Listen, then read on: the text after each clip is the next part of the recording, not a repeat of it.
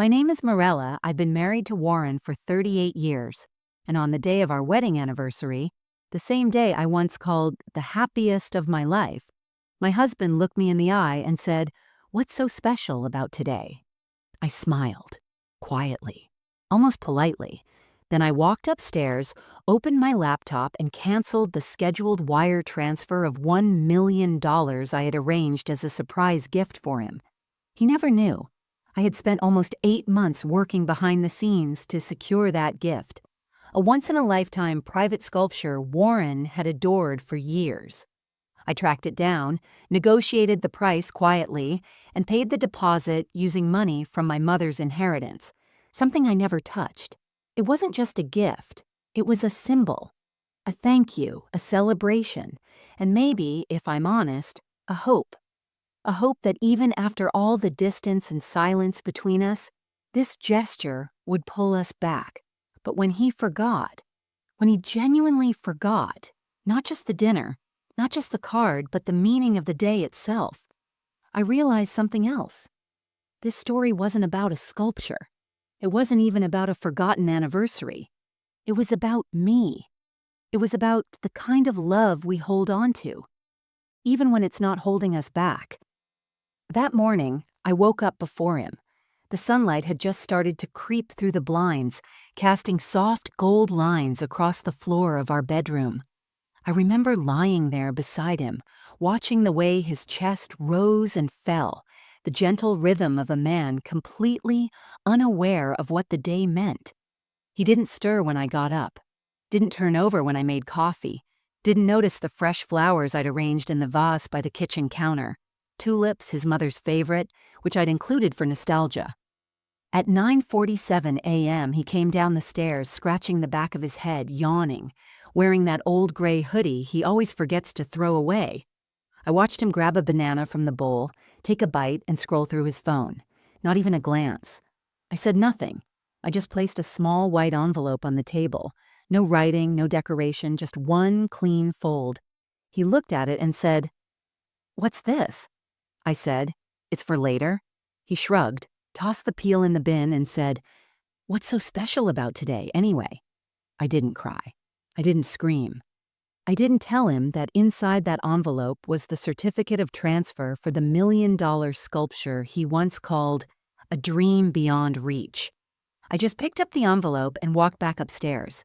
The laptop was already open from the night before. I stared at the banking portal for a long moment, my fingers hovering above the keyboard. My heart wasn't racing. It was slowing. I moved the cursor to the Cancel Transfer button, clicked, and watched the page refresh. That was it. I walked to the window and looked out at the garden. The rosemary bushes I'd planted the year we moved in were overgrown, spilling into the walkway. The wind was barely moving. Everything felt still. In that moment, I wasn't angry. I was hollow. I had given up pieces of myself for this marriage over the years, not because Warren demanded it, but because I believed that's what love looked like. Quiet sacrifice, soft patience, long waits. But there, with the sound of the confirmation email dinging in my inbox, I felt something crack. Not loudly. Like a plate slowly splitting down the middle. Not dropped, not shattered, just separating. He'd forgotten the day. And maybe he had forgotten me, too. But I remembered everything. The way he used to kiss my wrist just to make me laugh. The way we once danced barefoot in our kitchen to Louis Armstrong.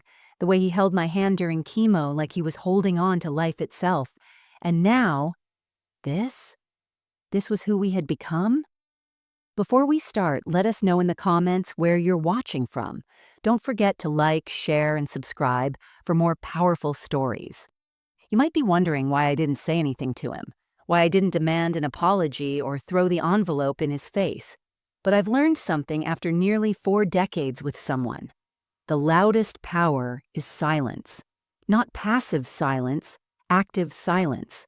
The kind that speaks truth, even if the other person isn't listening. That day wasn't the beginning of a fight. It was the end of pretending. And what came next? That's where the real story begins. There was a time when Warren didn't forget. Not the big things, not the small ones, not my favorite flowers, not the brand of tea I liked, not the way I liked my back rubbed after a long day on my feet. We met in a library. That sounds cliché, I know. But back then, it felt like a movie. I was 25, fresh out of graduate school and working part-time at a local art gallery. He was 27, with sleeves rolled up and a pen behind his ear, searching for a book on classical sculpture techniques. He couldn't find it, and I offered to help. He said, "If you know how to find Rodin's methods of tension, I might just have to marry you." I found it in 3 minutes. He asked me to coffee. And by the following spring, we were planning a wedding under my mother's apricot tree in California. Warren wasn't flashy, but he had a steady way of making me feel special. On our 3rd anniversary, he built me a small art studio behind our house. Just a converted shed, really. But it had light, space, and shelves he built with his own hands. We used to joke that we didn't need the world, just jazz on Sundays, a pot of coffee, and a slow morning. For a long time, it felt true. We raised 2 children. Devin, our son, was our problem solver, always curious. Now he lives in Chicago, doing well in logistics. Neela, our daughter, is gentler. She teaches kindergarten and still calls me every Tuesday like clockwork. We were never rich, but we had enough, and that was everything. When I look back, I see the years like a row of warm lit windows. Inside each one, there's a version of me and Warren that made sense. We weren't perfect, but we were in it together. I remember when my mother passed, Warren held my hand at the funeral so tightly I had to ask him to loosen his grip. When I got breast cancer 12 years ago, he shaved his head with me. Even though I told him not to, he said, "If you go bald, I go bald." That's the deal. And I believed in that kind of love, the kind that stays. Not because it's easy, but because it chooses you again and again. I retired last year, after 32 years curating galleries across the city. My farewell party was beautiful. Neela made a slideshow. Devin flew in with his wife. Warren, in his cleanest suit, gave a short speech and said, "This woman taught me how to look at the world and see it." I cried that night. Not just because of the speech, but because I felt full of memories, full of purpose, full of us. And that's why the $1 million gift made so much sense in my mind. You see, about a year ago, we visited a private gallery. There was a sculpture. Delicate, but bold, one of a kind, titled "Wings Still Waiting." It was by an artist Warren had followed since his college days. He stood in front of it for 15 minutes, absolutely silent. And when we left, he said, "If I ever had that in my hands, I'd feel like I made it in life."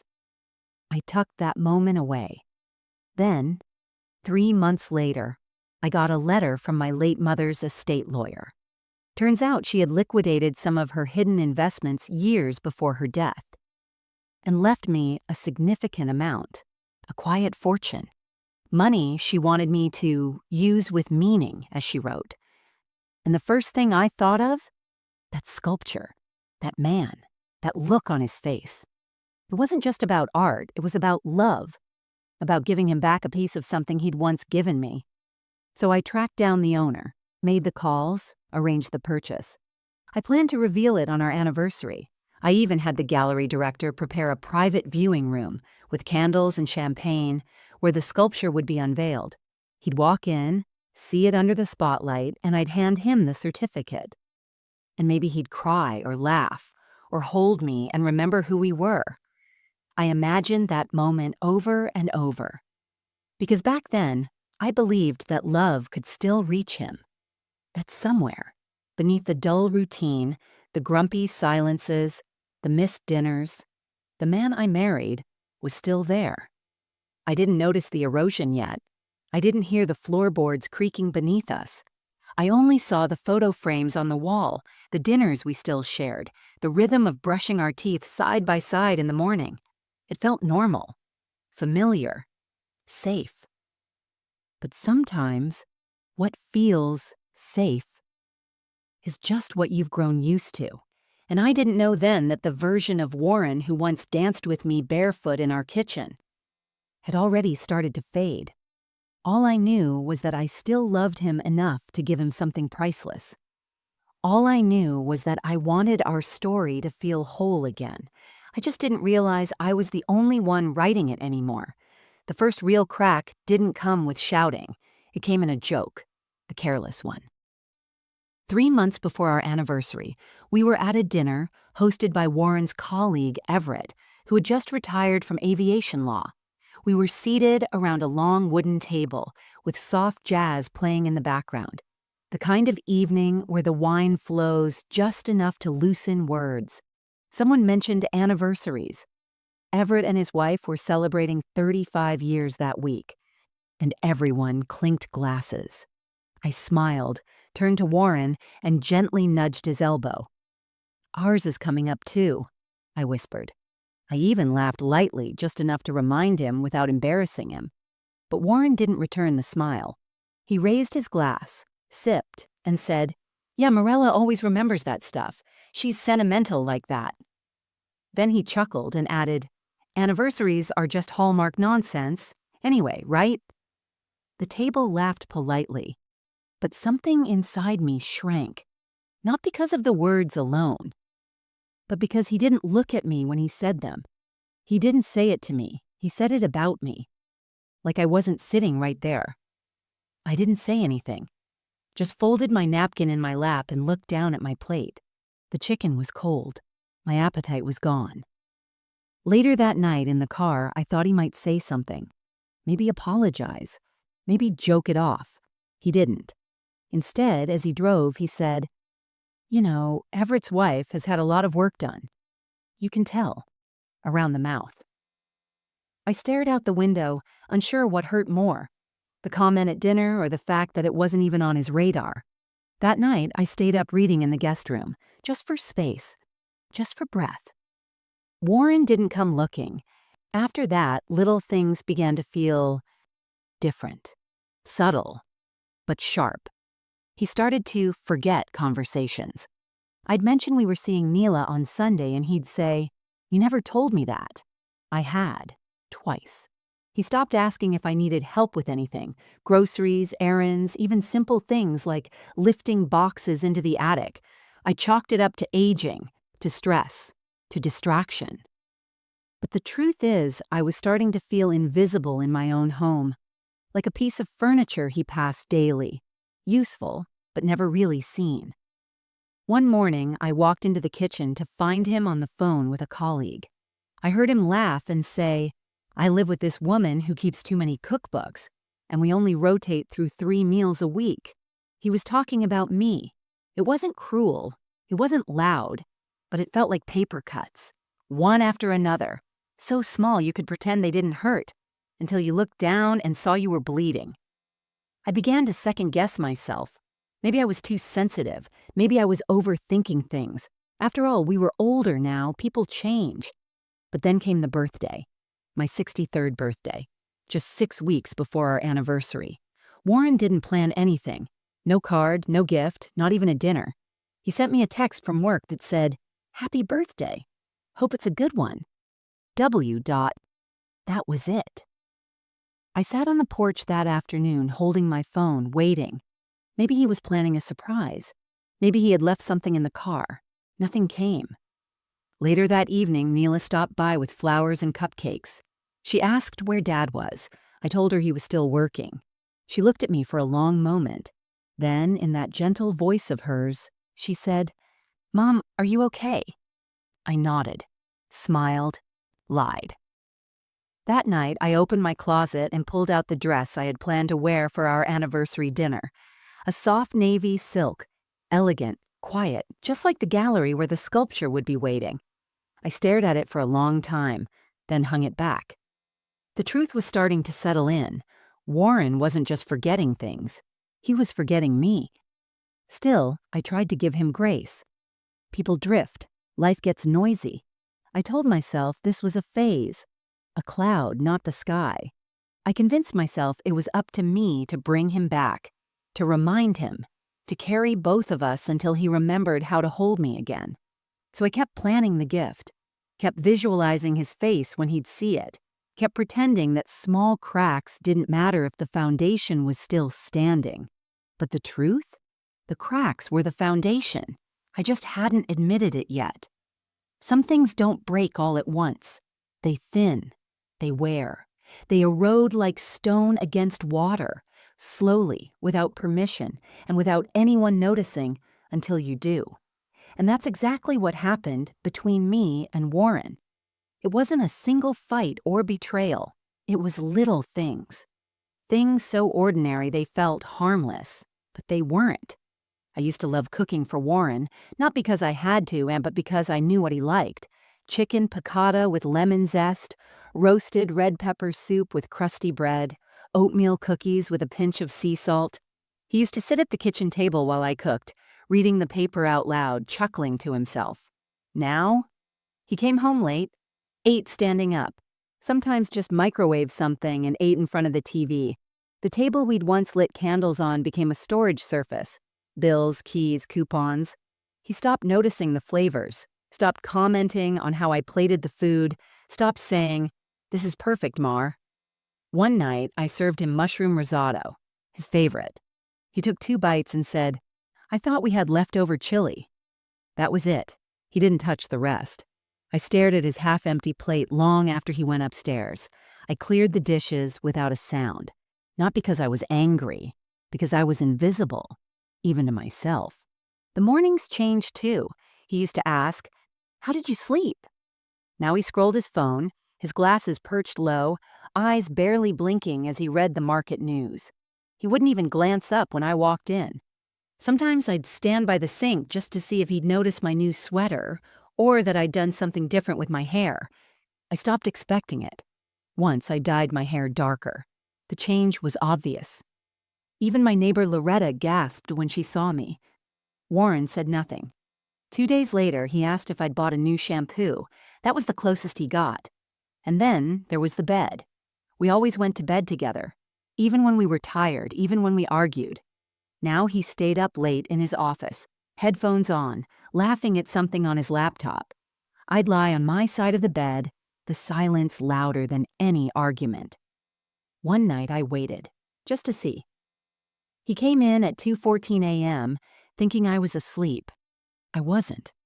He turned off the light without even looking at me, rolled over, and snored softly into his pillow.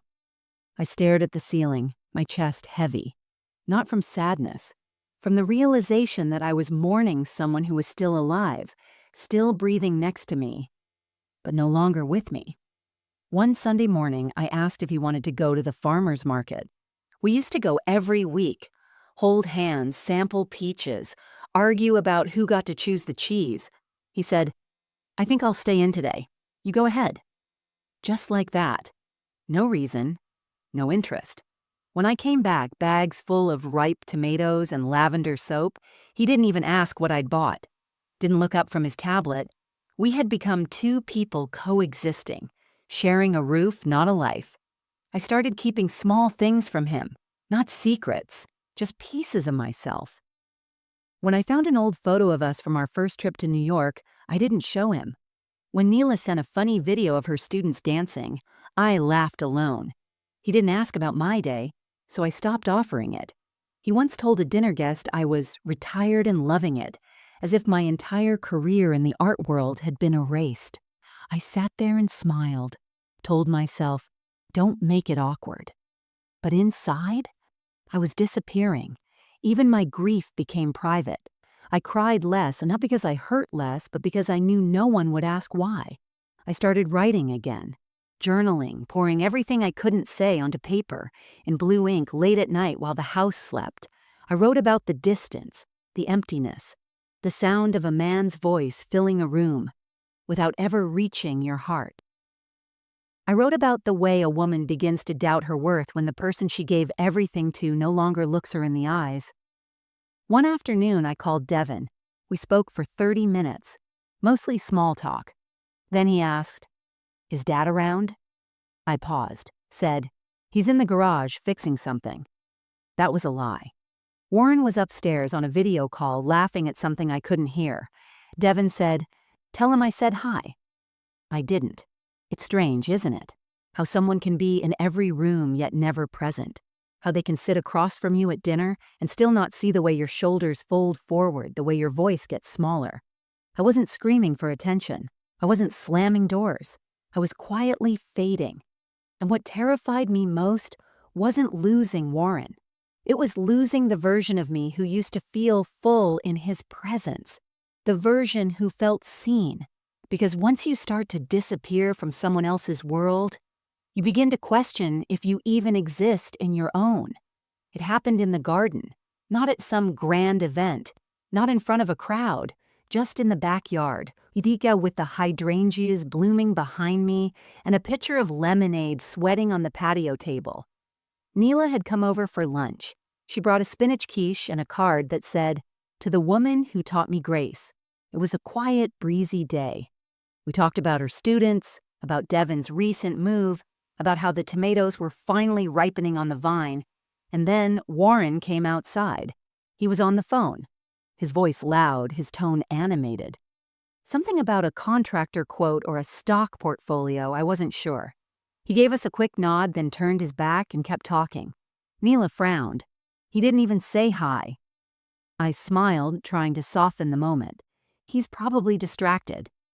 She didn't look convinced, but I brushed it off. I always brushed it off. Until a few minutes later, when he ended the call, came back over and stood next to the table. Not to join us, but to grab his golf bag. Neela smiled up at him. "Are you golfing today?" He nodded. "Yeah, last-minute thing with the guys." And then she said it. So innocently, so sweetly. "Don't forget, your anniversary's next week. That's a big one, right?" Warren paused, looked at her, then at me, and he laughed. Laughed. A short, breathy scoff that carried more weight than a scream. "Is that still a thing?" he said. "We stopped doing that kind of stuff years ago." The silence that followed was sharp. Neela blinked. "I thought you guys always did something. Didn't Mom plan that dinner in Carmel last year?" Warren waved his hand. "Yeah, well, that was her thing. She's the sentimental one. I just go where I'm told." He grabbed his keys. "Anyway, I'll be back before dinner. Don't wait up if I'm late." And just like that, he walked off the patio, whistling, golf bags swinging behind him like nothing had happened. I didn't move, didn't blink. Just kept my eyes on the garden, watching a bee hover near the lavender bush, as if that moment hadn't just carved something out of me. Neela leaned in, her voice low. "Mom, what was that?" I smiled, the kind of smile you wear when your heart is slipping out of your body and you don't want anyone to see it hit the ground. "He's just tired," I said. "He doesn't mean it." But even as the words left my mouth, I knew they weren't true. Not anymore. Later that afternoon, after Neela left, I sat alone at the patio table. The lemonade had gone warm. The sky was changing. That soft golden blue of early evening when everything feels heavier than it should. I picked up the card she gave me. "To the woman who taught me grace." I wanted to tear it. Not because it wasn't beautiful, but because I didn't feel like that woman anymore. Not in that moment. Not under that kind of humiliation. It's strange how pain can be so quiet. There was no fight, no accusation, no cruel words, just laughter, dismissal. As if the 38 years I had given, the birthdays I remembered, the nights I stayed up to soothe his fears, the decades of loyalty, had all become a joke to him. And worse, it had happened in front of our daughter. There's a kind of ache that settles deep when your child sees you small, when they witness not a storm, but a slow drowning. That evening, I didn't cook.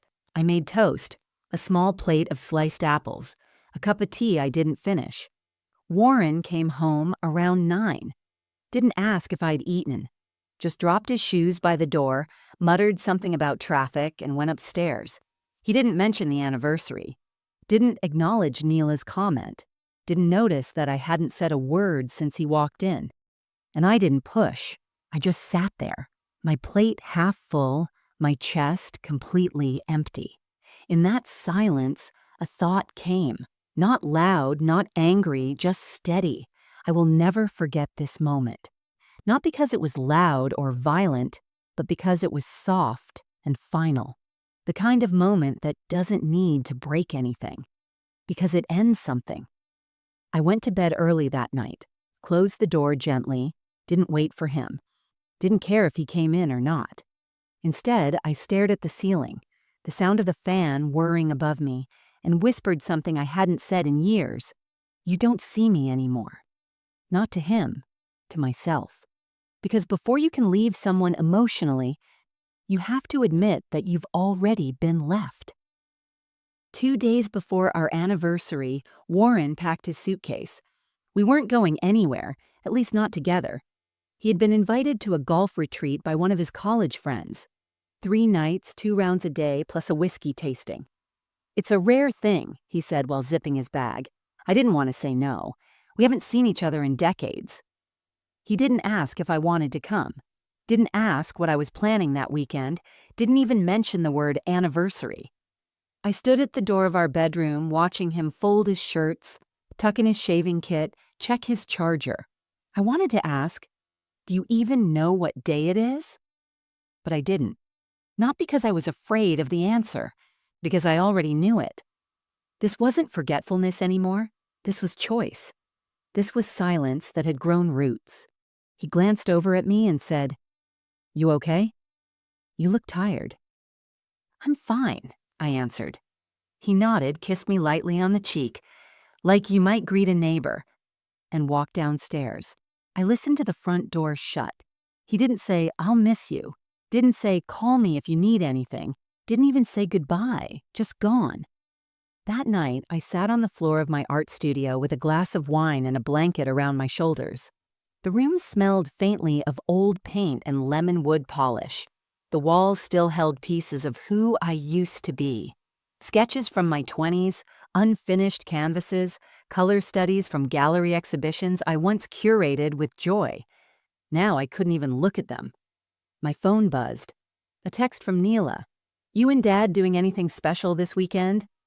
I stared at the screen, typed, deleted, typed again. Finally wrote, "He went golfing.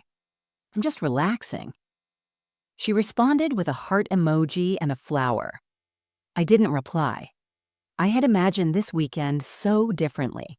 I'd booked the private gallery 2 months in advance, a quiet reveal of the sculpture Warren had admired years ago. I pictured him walking into the room, eyes wide, hand over his heart. I would be there smiling, holding the certificate of ownership, telling him, "This is yours, because you were mine." But instead of walking into a gallery, I walked into our kitchen the next morning, alone, and opened the fridge to stale soup and half a grapefruit. I poured coffee, sat in silence, and for the first time in a very long time, I felt something I couldn't ignore. I don't want to be here, not in this house, not in this version of marriage, not inside this slow fading. I didn't feel dramatic. I didn't want revenge. I just wanted peace, and maybe even some proof that I still mattered. I went upstairs and opened the closet, pulled out the navy silk dress I had planned to wear for the surprise reveal. I held it up in front of me, then let it fall gently onto the bed. It looked beautiful and completely unnecessary. I took a deep breath, walked to the mirror, and stared at myself. 63. Lines on my face that had earned their place. Eyes that still held fight, even when my heart didn't feel it. A woman who had given everything and was now standing in the ruins of what was supposed to be forever. And still, I didn't cry. Instead, I changed into jeans, tied up my hair, and drove out of the neighborhood. No destination, no GPS. Just an open road and the dull hum of tires on asphalt. I ended up at my mother's old greenhouse, the one on the edge of her property, still in my name, though I hadn't visited it in months. The door creaked as I opened it. The air smelled of soil and forgotten life. Inside, vines had taken over. The windows were foggy. Dust floated through the light like old memories. I sat in the plastic lawn chair she used to rest in, crossed my legs, closed my eyes, And in that silence, with no one asking for anything, no one needing me to explain, I finally heard myself think, "You're allowed to leave, even if he never asked you to stay, even if you never packed a suitcase, even if you're just walking away inside your own mind." I stayed in that chair for hours. At one point, I opened my bag and found the envelope, the one with the sculpture paperwork inside. I ran my finger over the fold. Then I tore it in half, and then again, and again, until the $1 million gift I had saved, planned, dreamed for him fit into my empty coffee cup. I didn't feel broken. I felt quiet, calm, certain. When I finally drove back home, the house was silent. The lights Warren usually left on were off. The air inside felt heavy, not with sadness, but with something else. Finality. I stood at the threshold of our bedroom, looked at the space he had left behind, and realized something that both hurt and healed. He didn't push me out.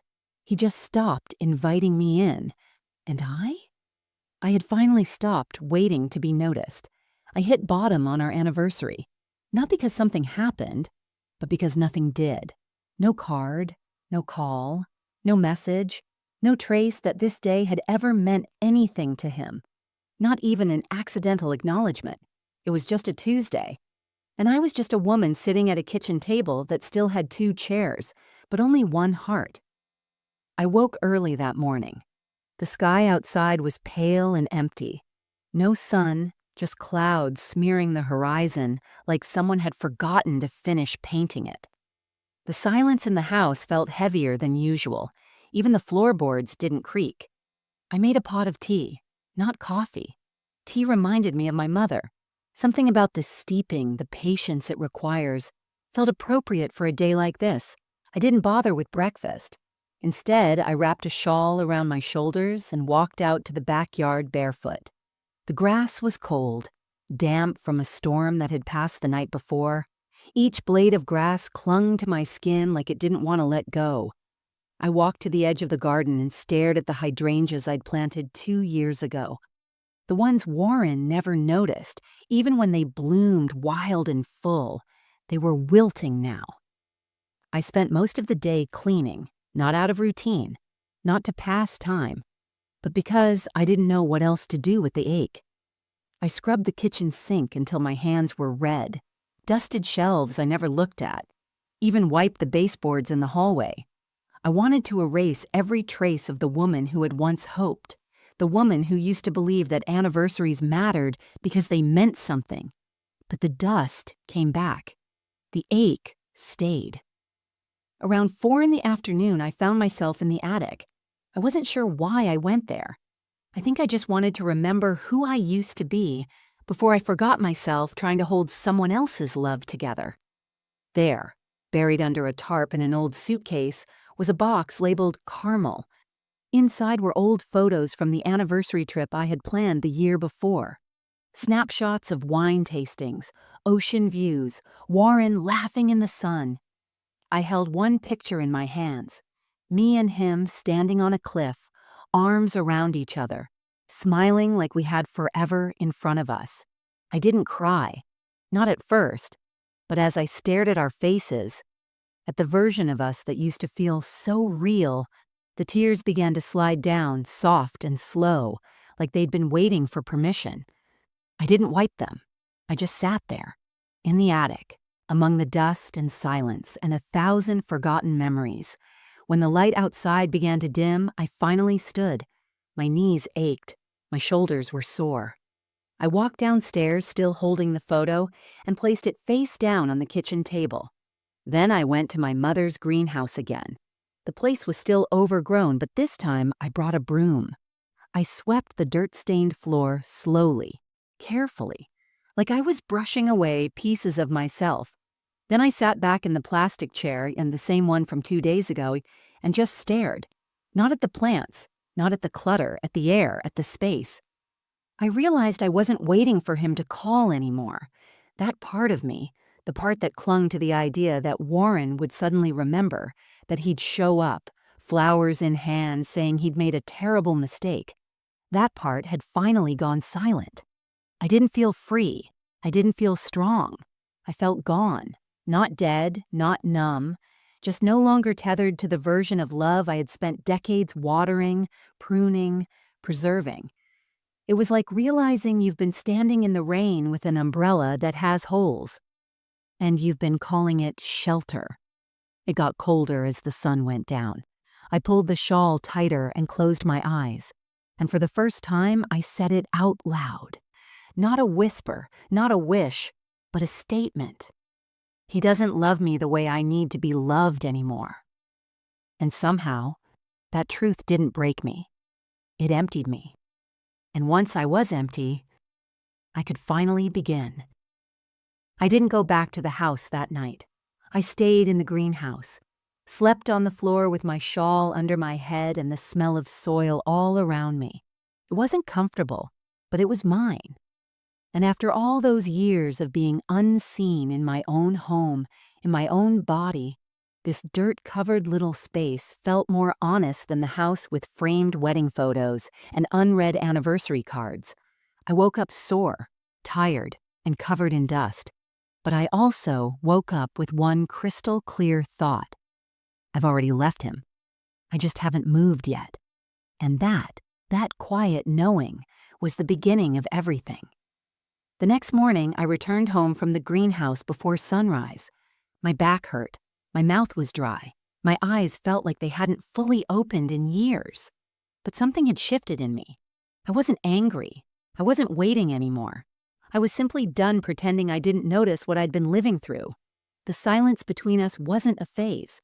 It was a pattern, and I was no longer interested in surviving it. After a warm shower and a pot of strong coffee, I walked into my studio. It had been weeks since I'd touched anything in there. The dust was thicker now. A spider had spun a web across the corner of the window. The smell of old paint and turpentine lingered like ghosts. On the center table sat the heavy black folder I hadn't opened since the day I finalized the wire instructions. It held every page of the purchase, the art appraisal, shipping arrangements, authentication forms, and the final signed certificate, all leading to one extraordinary piece: Wings Still Waiting. A sculpture Warren once stood in front of with glassy eyes and said, That's what longing looks like. He had loved it, and I had loved him enough to make sure it would belong to him. I opened the folder and began flipping through the pages, slowly, carefully, like they were pages of a story I no longer recognized.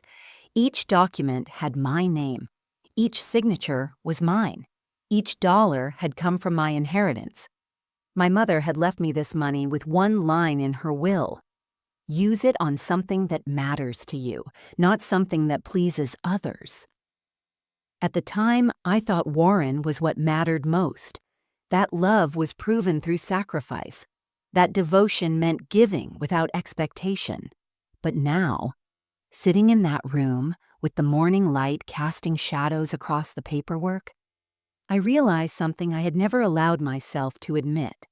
I mattered too, and I had given him a gift that he didn't just forget. He never even earned. Not because he didn't deserve good things, but because he stopped seeing me as the one giving them. I flipped to the back of the folder and found the handwritten note I'd tucked inside for the gallery's reveal night. It was written in my cursive on ivory stationery. To Warren, because even after everything, I still believe in the beauty we once dreamed of. This is for the man who taught me how to see art, and for the woman who refused to stop creating it. Happy anniversary, Morella. I stared at those words. They no longer felt like a love letter. They felt like a farewell. To him, to the version of me who had spent so many years asking for less just to keep peace. For a long time, I just sat there, the sculpture paperwork in one hand, the note in the other.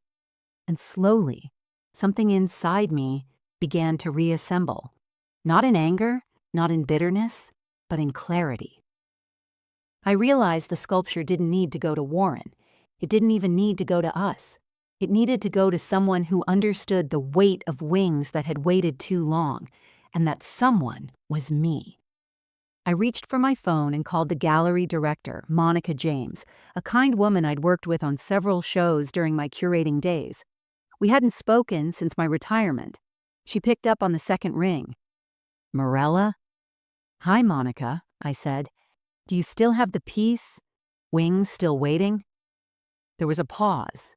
"Yes, we were holding it per your instruction for next week's reveal."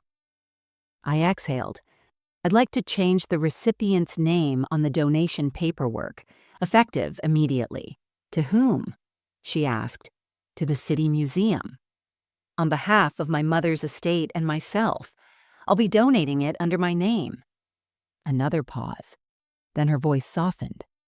"I think that's a beautiful decision." I sent the email confirmation within the hour, deleted the old note, wrote a new one. In honor of those who waited too long to feel seen, and the women who finally remembered their worth. By the time I finished, the sun was fully out. The light poured through the studio window, catching the dust in the air like floating silver. For the first time in years, the room didn't feel like a place of longing. It felt like freedom. I closed the folder, stood up, and looked around at the artwork I had buried under stacks of boxes and disinterest. Some of it was still good. Some of it needed to be painted over. But all of it, every brushstroke, every layer, had come from me. Not from the version of me who served quietly, but from the one who had always known beauty, even when no one else was looking. I didn't cry, not even when I pressed send on the confirmation email that made the donation official, not even when I removed Warren's name from the artist's registry, not even when I changed the delivery address from our home to the museum. I didn't feel grief. I felt recognition. For the first time in a long time. I had chosen myself. The strange thing about clarity is how quiet it is. It doesn't knock. It doesn't arrive with thunder or demand attention. It just sits there one morning beside you while you drink your tea, watching the steam rise, and it says gently, "You're allowed to stop pretending." That's what happened the day after I donated the sculpture. It was early. I hadn't brushed my hair. I was still in my robe, the one with the torn sleeve that I never replaced. Warren wasn't back from his golf trip yet, though by then I had stopped checking the clock to see when he would be.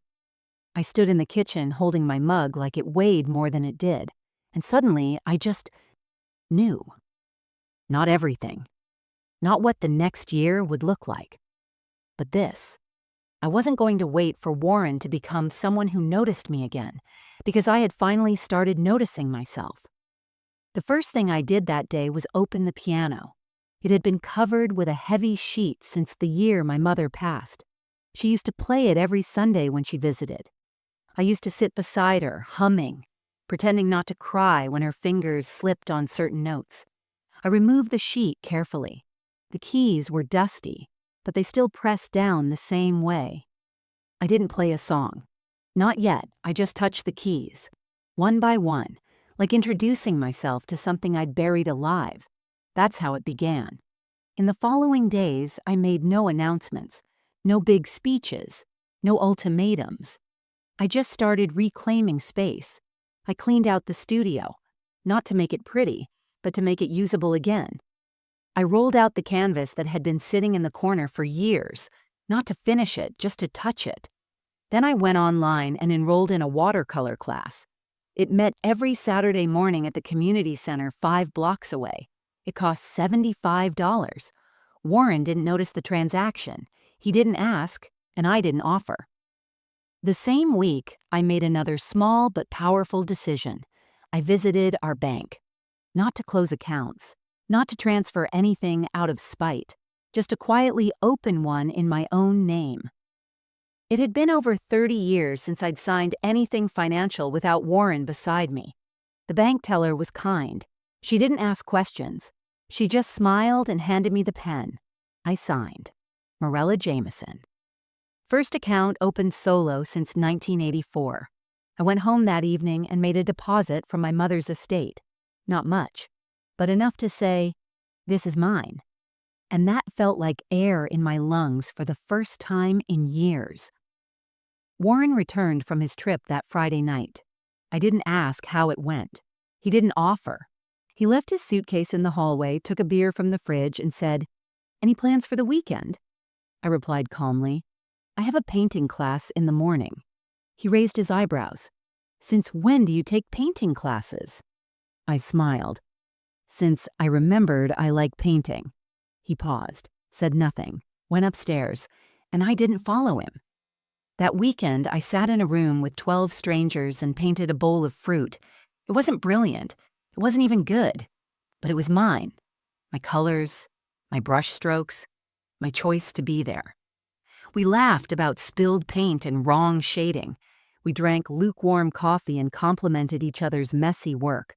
No one knew I was a woman who had just walked away from the idea that love meant invisibility, and that made it easier to breathe.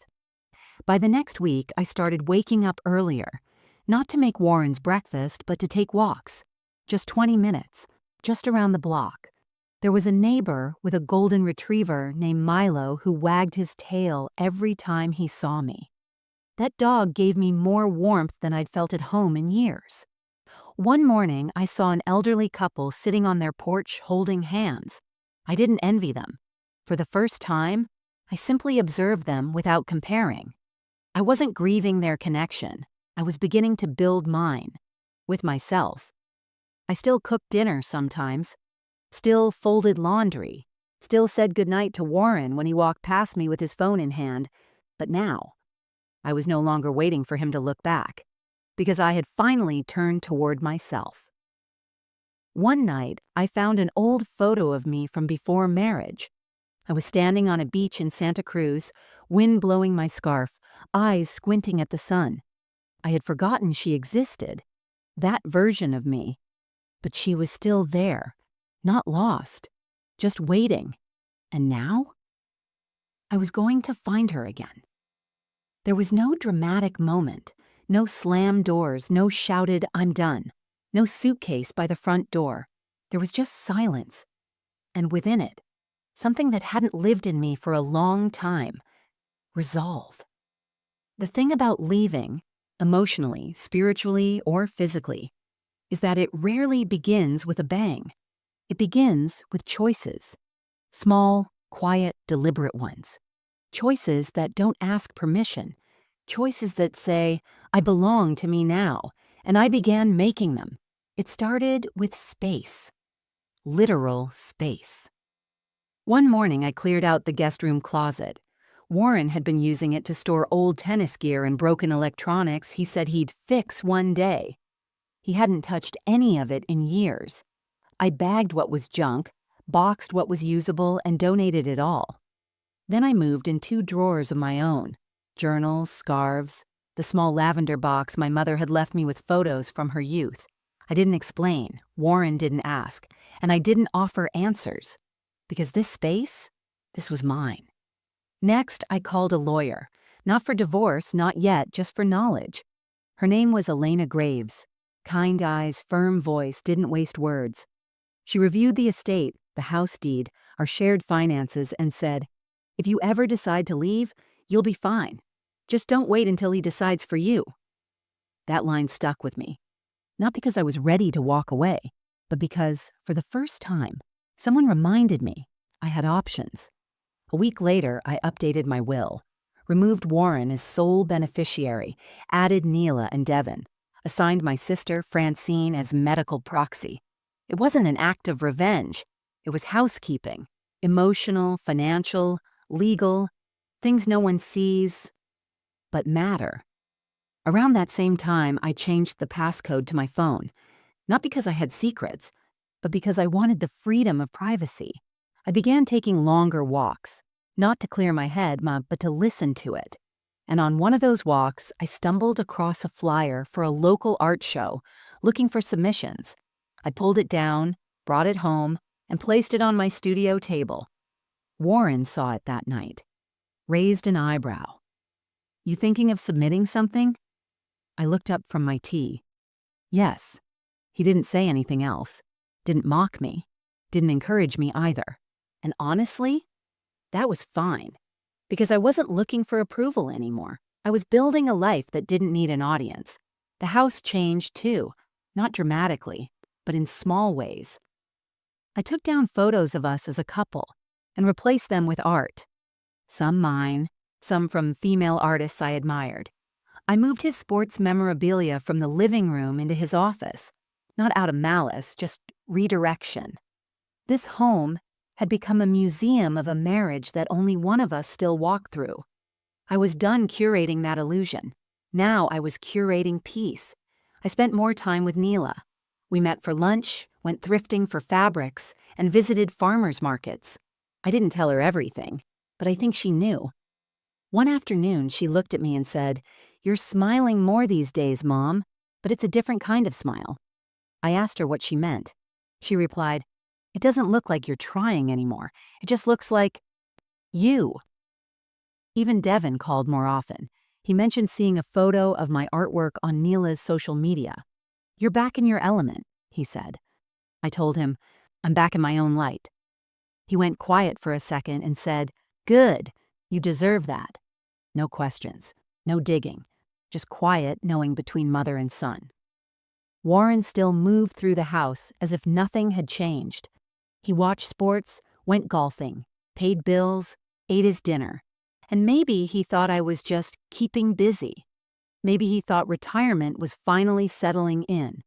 But what he didn't know, and I never told him, was that I was setting my emotional house in order, rearranging the furniture of my identity, quietly locking the doors that used to be wide open. Watering roots he hadn't noticed were still alive. One evening, he asked if I wanted to book a cruise for the fall. I looked up from my sketch pad and said, "I might be doing a gallery show in October." He blinked. "A show? You didn't mention that." I sipped my tea. Number I didn't. That was the end of the conversation, and that was enough. There was no rage in me, just resolve, and the slow return of something I thought had been lost. Self-respect. It didn't arrive like a parade. It arrived like a whisper. You don't owe anyone your silence anymore. It didn't happen all at once. But Warren noticed. Not the legal documents, not the shifted furniture or new account. He noticed something stranger to him. My absence. Not physical. I was still there, making meals, watering plants, folding towels the same way I had for 38 years. But I was no longer available, emotionally, mentally, spiritually. That version of me, the one who rushed to fill his silences, laughed at his lukewarm jokes, softened every edge so he'd never feel discomfort, was gone. And in her place was someone quiet, but not lost, someone calm, and unmistakably in control. One evening, he asked if I could help him locate a document for his accountant. I replied, "It's probably in the file cabinet. You know where that is." He stood still for a moment, blinking. "You always handle this." I smiled. "Not anymore, but I labeled everything. You'll manage." It was a small thing. But the pause that followed, it told me everything. He had grown so used to my emotional labor that even a gentle refusal felt like a missing limb. Another day, I heard him on the phone with Devin. I wasn't trying to listen, but the hallway carries sound. He said, "Your mom's been different lately." Pause. No, not in a bad way, just quiet. Focused on her own stuff. Another pause. "Yeah, I think she's doing art again, and she's started going out more, with friends." That word, friends, made me smile. He meant my watercolor class, the woman who taught me how to layer light blue into shadow, the retired nurse who told me I should enter the show, the bookstore clerk who invited me to a reading group. They weren't just friends, they were my witnesses to the woman I was becoming. The shift grew even more obvious at home. Warren tried to regain footing the only way he knew how, by asking questions too late. "What time are you getting home? Did you cook dinner? Are you going to wear that to the gallery?" I answered everything politely, but I no longer adjusted myself to soften his insecurity. I was no longer shrinking to fit back into a version of me that made him comfortable. I had already stepped out of that frame. and I had no intention of climbing back in. One night, he came into the kitchen while I was preparing a simple salad. He stood on the other side of the counter and said, "You've changed." I didn't look up. "Yes." "What brought this on?" Still slicing tomatoes, I said, "I remembered who I was before I forgot." He was quiet, then, "Do you think that's a good thing?" I placed the knife down, wiped my hands on a towel, and looked at him. Really looked at him. I think it was the only thing left to do. He didn't respond, just nodded slowly and walked out. And for the first time in years, I didn't feel abandoned. I felt anchored. The real moment, the one where the power truly shifted, came a week later at a neighborhood dinner. It was a monthly potluck organized by our friend Mira, a retired school principal and one of the few people who still invited both of us without hesitation. We were seated with 3 other couples. The conversation moved from taxes to travel to health plans, the usual winding road of suburban small talk. Then someone asked about our anniversary. "Oh, didn't you two just have a big one?" Mira asked. 39 years, right? Everyone looked at us. Warren froze. He cleared his throat and chuckled. "Yeah, it sort of slipped past us this year. We've both been busy." There was a moment. Then I smiled gently. "That's not exactly true." All eyes turned to me. "I remembered," I said. "I had planned something very special, but it turned out I was the only one who showed up." No venom, no dramatics, just truth, spoken clearly and plainly. The table fell silent. Even the wine glasses seemed to stop clinking. Mira placed her hand over mine. "Good for you, Morella." Warren looked down at his plate. From that moment on, things in our home moved around me, not through me. He stopped assuming I'd be waiting up, stopped expecting I'd remind him of family events. He'd ask, "Are you coming?" instead of assuming I would. And I'd say, "Maybe. Depends what I have going on." Because finally, I had things going on. My schedule, my people, my calendar, my peace. Power doesn't always come through confrontation. Sometimes it arrives in the form of someone who no longer needs to ask for permission. I didn't storm out, didn't raise my voice, I didn't even ask him to change. I just stopped offering myself to a life that didn't offer anything back. And the silence that once made me feel invisible, now it made me feel strong. It was a Sunday morning when it happened. The kind of morning that starts slow. Gray clouds, quiet wind, the smell of fresh coffee filling the kitchen. Warren was already downstairs when I entered. He had set 2 mugs out. One of them was mine, my favorite blue ceramic, the one with the chip on the rim. It surprised me. Not because he made coffee, but because he noticed which mug. We sat down in silence. He cleared his throat. "I've been thinking," he said, eyes fixed on the steam rising from his cup, "about things." I didn't respond. I let him talk. I'd learned by now that silence is often stronger than speech. "I know I haven't been as present," he went on, "and I think maybe I've taken some things for granted." My gaze stayed steady. I watched his hands more than his face, the way they fidgeted, the way his thumb traced the edge of his cup. "I miss how we used to be," he said. "Maybe we can try again." That's when I finally spoke. "I gave you 39 years of trying, Warren." His mouth opened slightly, but he said nothing. I continued, calm, measured, each word a stone placed gently on the table. And in all that time, I stayed. Even when I felt invisible, even when you stopped asking me how I was, even when I was grieving the version of us you no longer showed up for. He started to speak, but I raised a hand, just a little. "Let me finish." He nodded. "I planned something for our anniversary this year," I said. "Something rare, something meaningful, a gift I worked on for months, a gift that cost me more than money. It cost me the last of my hope." He looked stunned. "You never said anything." "I was going to," I said. "I had it all planned, but when the day came, you looked at me and said, 'What's so special about today?'" The silence in the room became heavy, almost physical. I leaned in slightly, not to intimidate, just to be fully present. So I canceled the gift, canceled the surprise. And that's when I realized this wasn't about the sculpture. It wasn't about the anniversary. I paused. It was about me. Finally waking up to the fact that I'm not seen by the man I built my life beside. His voice was soft now. I didn't know you felt that way.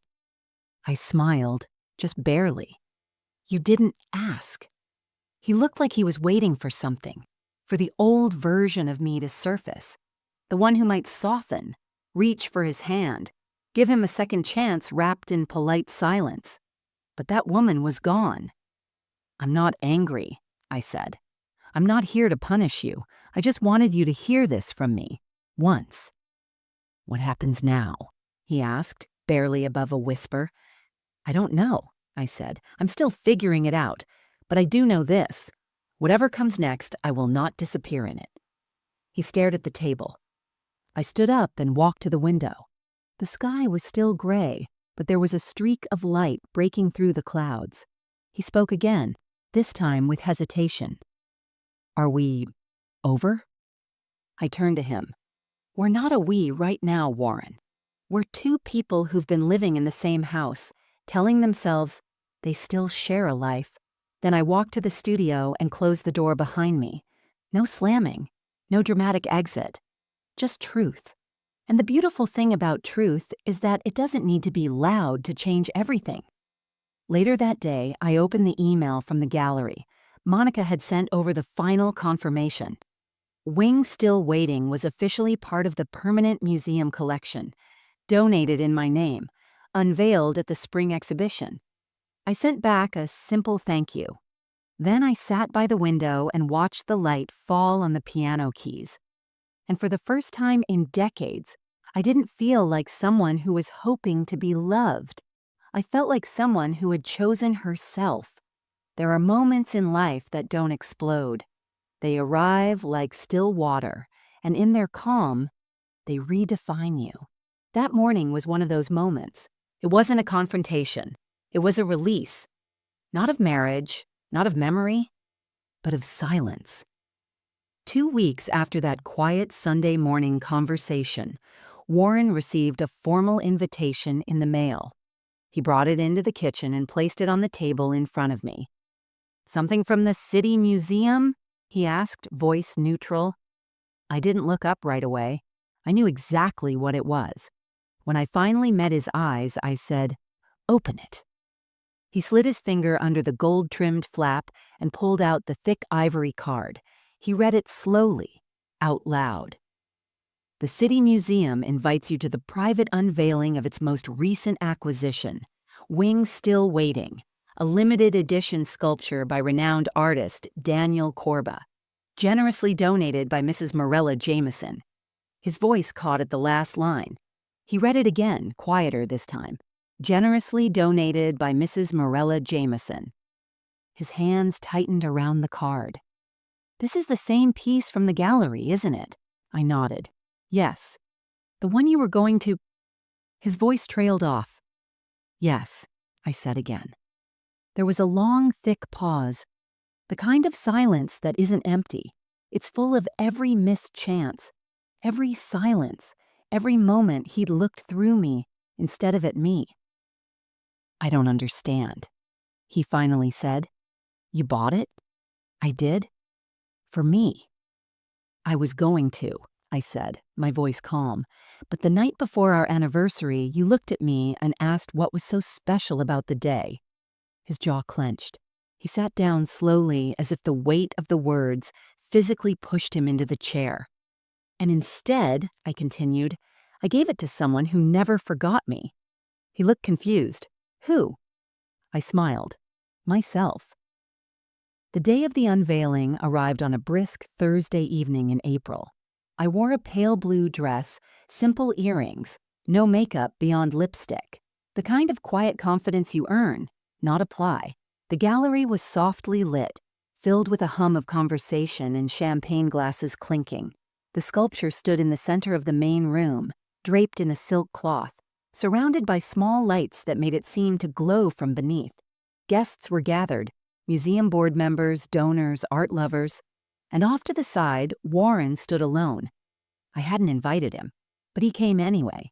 When the gallery director, Monica, gave her opening remarks, she spoke about wings still waiting as a symbol of patience, dignity, and the internal beauty of choosing oneself after silence. Then she said, "This donation comes from a woman whose life has always been filled with art, but who, this year, remembered that she is art, not background, not support, a full subject, a full presence." And then she said my name. The spotlight moved to me. Applause followed. I felt my throat tighten, but not from nerves, from recognition. Not the kind that comes from others clapping for you, but the kind that comes when you finally clap for yourself. The silk cloth was removed. There it stood, wings outstretched, still waiting, still whole. And suddenly I saw myself in it more than I ever had before. It no longer looked like a gift for someone else. It looked like a monument to every woman who waited quietly, patiently, until one day she realized her wings didn't need permission to open. After the ceremony, Warren approached me. He wasn't angry, just different, softened. "Why didn't you tell me sooner?" he asked. "Because you weren't listening," I said, and I wasn't ready to speak. He nodded slowly. "I thought you'd always be there." "I thought so too," I replied, and that was all we said. He left early that night, alone. I stayed.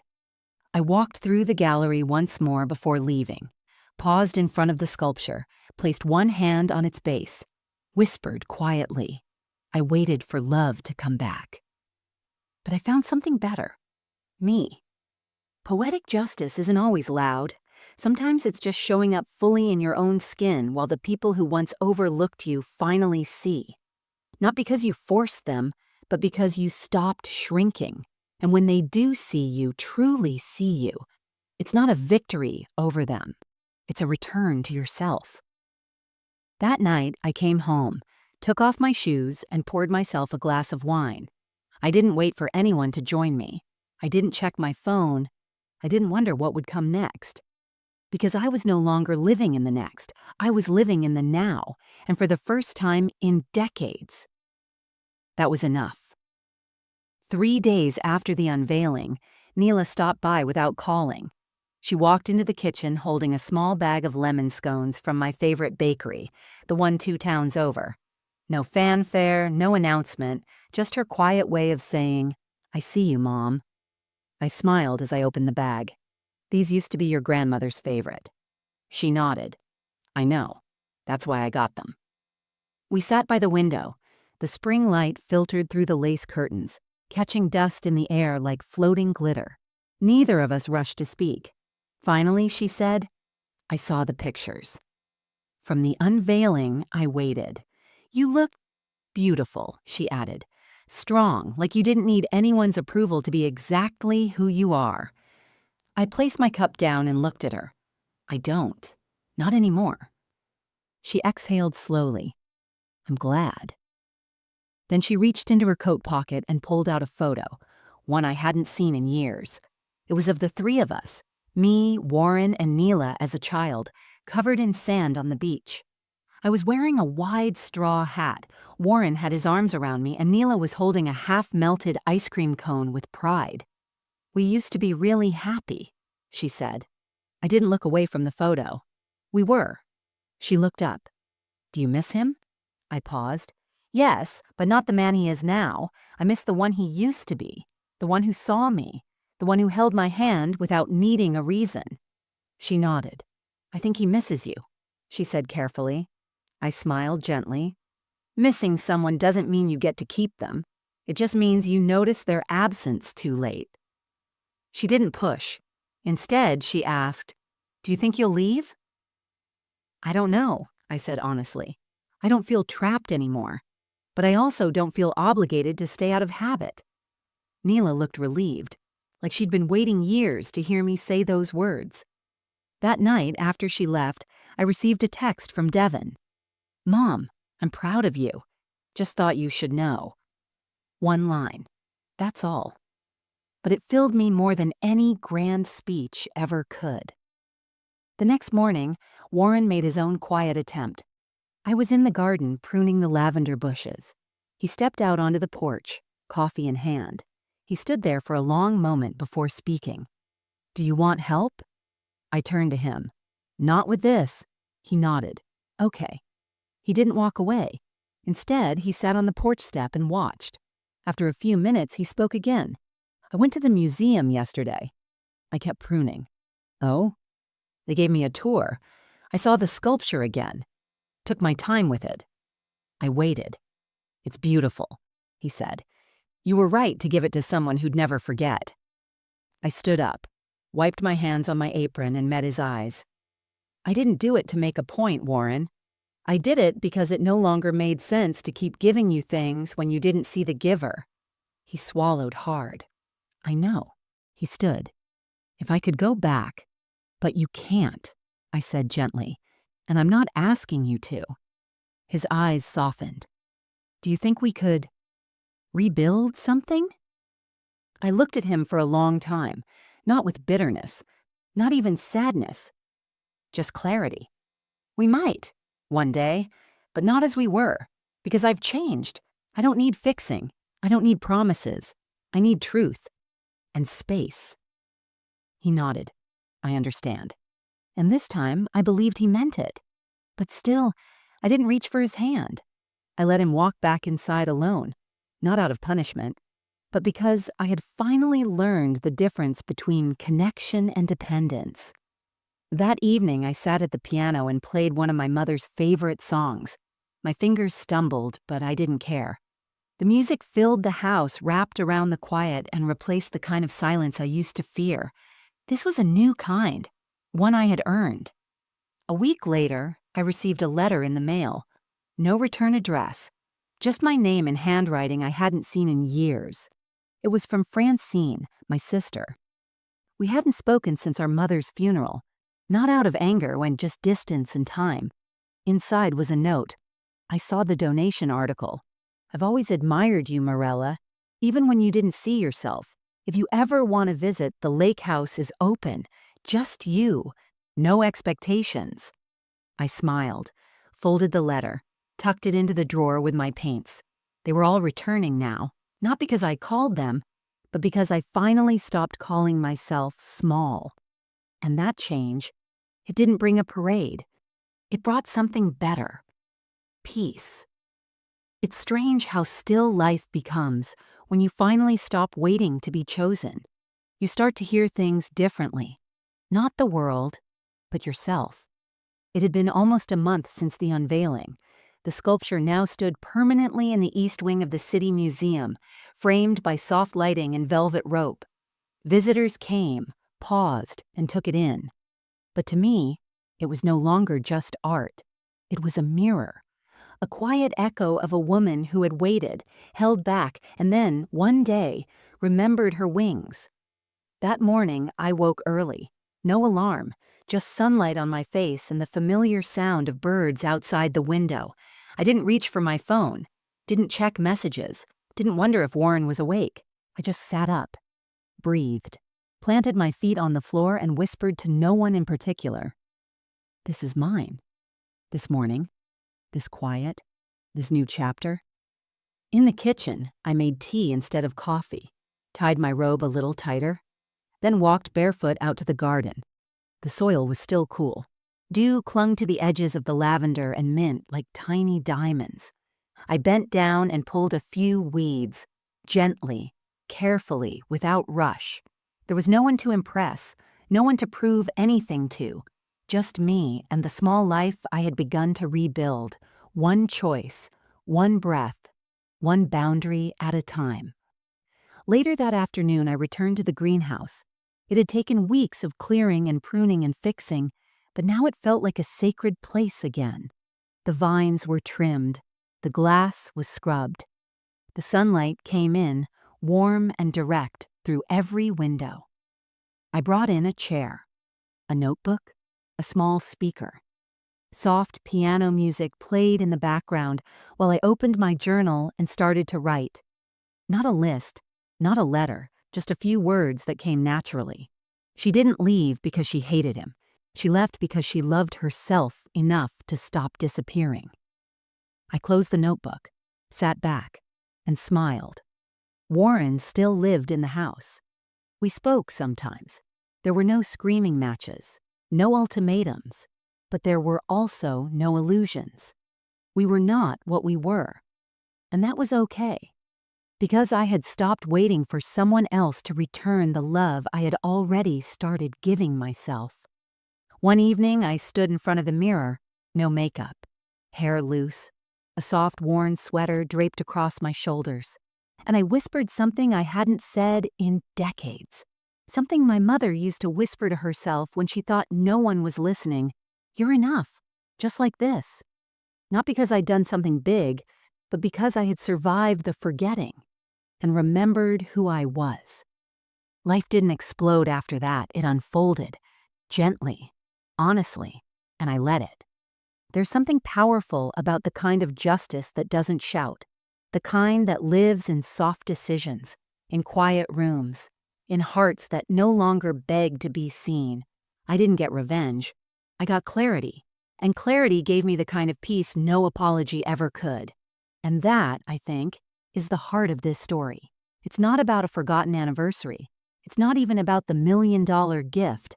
It's about the moment a woman realized the most precious thing she could ever give was herself, to herself.